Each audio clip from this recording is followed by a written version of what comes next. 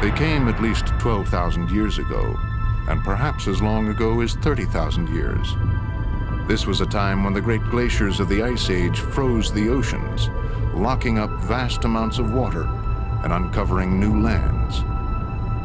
From Siberia, these early humans traveled to Alaska, crossing in a place that was then a wide land bridge and is now underwater. We call them Paleo-Indians, and we know them largely because of the stone tools they used for hunting and butchering large animals.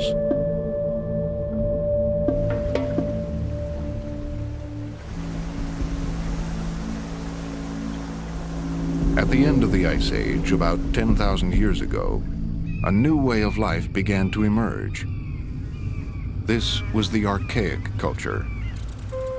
As the climate grew warmer, people adapted to changes in their environment, and they developed tools to support their life in the southeastern forests. They made mortars and pestles for crushing the berries, seeds, and nuts that were an important part of their diet. They made axes and drills for working on wood. And they made hooks and nets for fishing.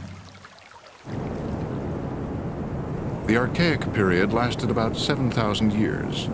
Then around 1000 BC, life changed again.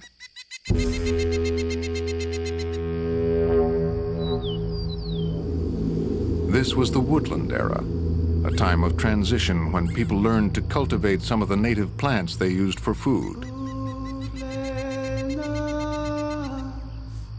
They also became skilled at making and decorating pottery vessels.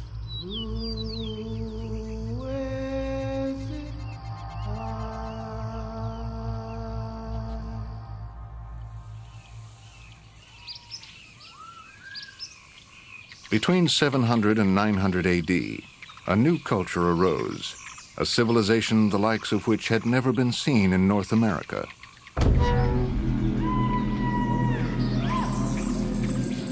This was the Mississippian era, when the great temple mounds of the southeast were built.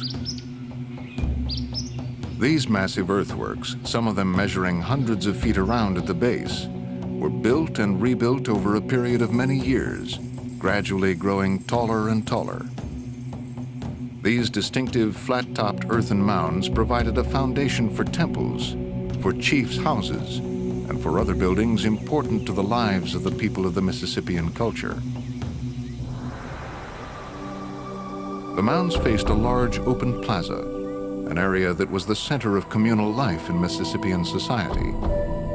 The plaza served as the village commons, as a playing field, and as a place for the rituals and ceremonies that were so important to these river people.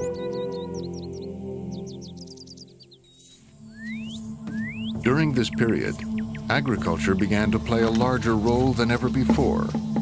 The Mississippian people became increasingly dependent on cultivated crops like corn and beans, and their homes became more permanent as they stayed in one place to tend their crops.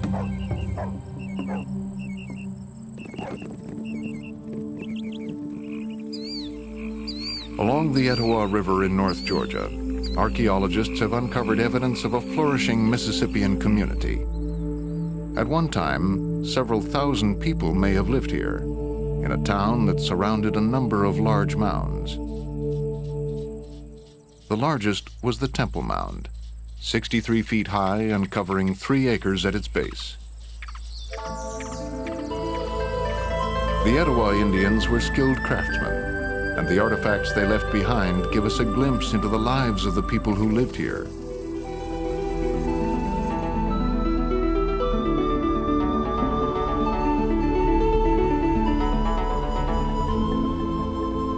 Along with other Mississippian communities, they developed an extensive trade network, and they exchanged many of the raw materials used in their art that celebrated the glory of their chiefs and warriors.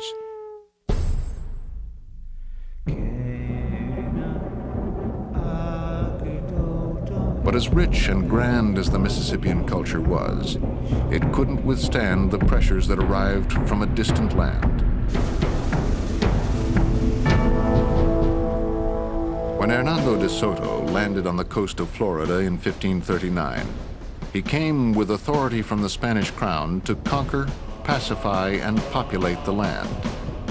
The Indians, superior fighters that they were no match for the guns, armor, and horses that accompanied De Soto and his men. As they plundered their way through the southeast, they tortured and killed many of the Indians who resisted them.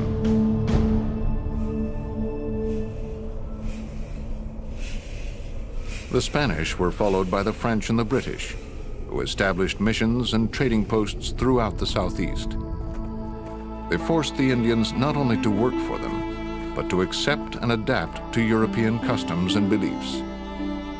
The old way of life, the Mississippian way, was destroyed.